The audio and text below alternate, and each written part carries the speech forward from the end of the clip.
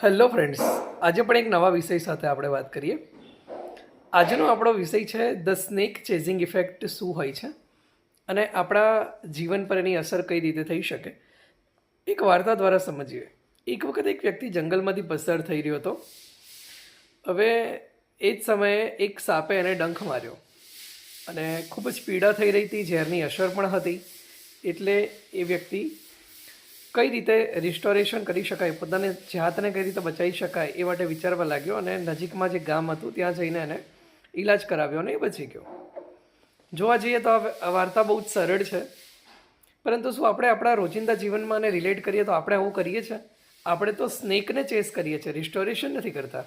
જેમ કે આપણે આપણો કોઈ કોવર્કર સાથે ઝઘડો થઈ જાય, કાં તો આપણા ફેમિલી મેમ્બર સાથે કોઈ અણબનાવ થાય, બરાબર છે, મિત્રો સાથે કોઈ ઝઘડો થાય, તો આપણે રિસ્ટોરેશન નથી વિચારતા. આપણે વિચારીએ છીએ કે કઈ રીતે એનો બદલો લઈ શકાય, બરાબર છે ને. તો સ્નેક ચેઝિંગ ઇફેક્ટ એ જ છે કે એ સમયે જો એ વ્યક્તિ જંગલમાં સાપનો પીછો કરવા ગયો હોત તો કદાચ એને મોત મળ્યું હોત. એની જગ્યાએ એ વ્યક્તિએ પોતાની જાતને કઈ રીતે હીલ કરી શકાય, કઈ રીતે રિસ્ટોર કરી શકાય એવું વિચાર્યું. સેમ આ વાતને આપણે રિલેટ કરીએ. જ્યારે પણ આપણો કોઈની સાથે બનાવ થાય છે, ઝઘડો થાય છે, તો don't think about revenge, always think about restoration. That is the snake chasing effect, my friend.